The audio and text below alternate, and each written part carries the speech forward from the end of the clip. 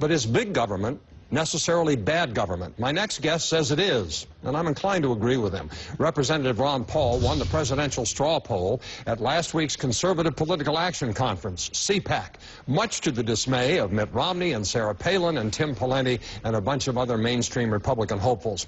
Ron Paul is a congressman from the 14th District in Texas. He's a former presidential candidate, and he's been warning all of us about a lot of these issues for a long time. We're delighted to welcome you to our program. Thank you for coming.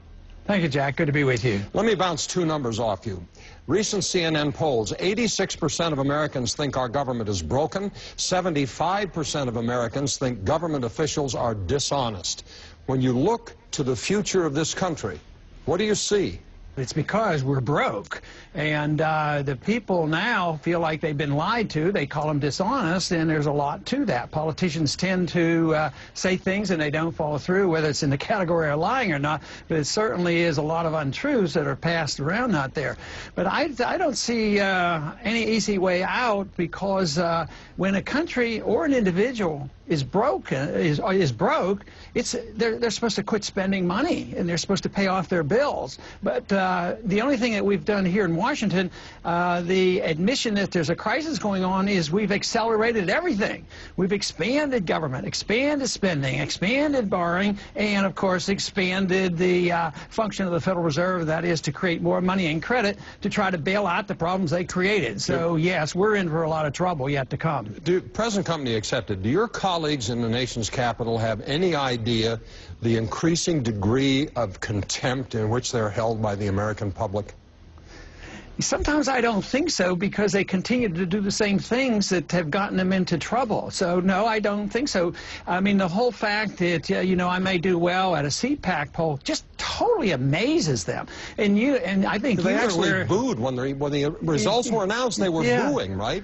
Yeah, and I think you're aware of the fact that a lot of young people, matter of fact, the people that came to CPAC were young people, a lot of college people, and you would think that the leadership would say, well, what is it that attracts the young people to what you're saying? But, you know, I've never had anybody in the Republican Party ask me anything like that. They don't seem to be interested. They want me to just disappear, and yet I think I've tapped into something, and at least there's a lot of people responding. But I have no political clout here in Washington. I don't have any power. So I don't understand that either. I can remember during the primaries. I mean, I used to get email from your supporters by the bushel basketful almost every day. It was astonishing to me, the organization and the depth of the support you had.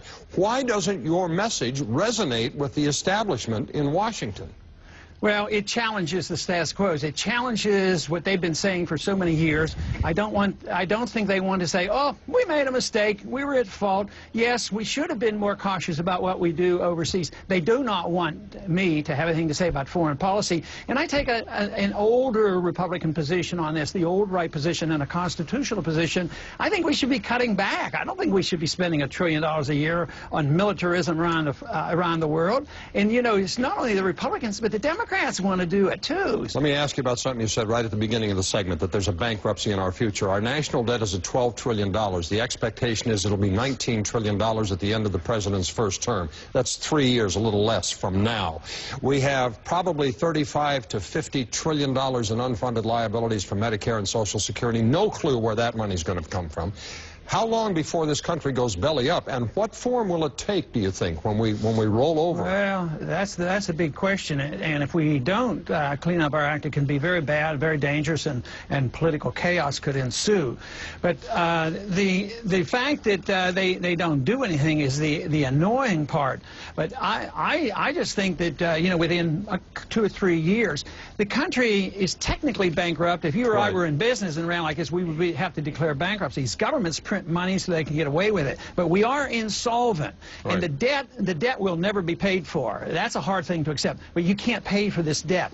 But a debt will be liquidated. The market always liquidates debt, and governments always liquidate debt by destroying the currency. They pay off their debt with bad money, and that's what we're in the process of doing. We took the bad debt of those banks and we dumped it on the American taxpayers deliberately. So it's a transfer of wealth right now that's going on. And ultimately it destroys everybody's savings and all of our assets, the worth of all all of our Absolutely. homes, businesses, etc. Congressman Paul, thanks for that uplifting discussion. It's great to have you on the program. I wish you'd run again, and I wish the American public would start listening to you, but I guess, you know, wishes are wishes. But anyway, Well, thanks for sharing your thoughts with us today. In spite of it, I'm still an optimist because the young people are listening. All right, Thank partner. you. Thanks very much. Congressman Ron Paul from Texas.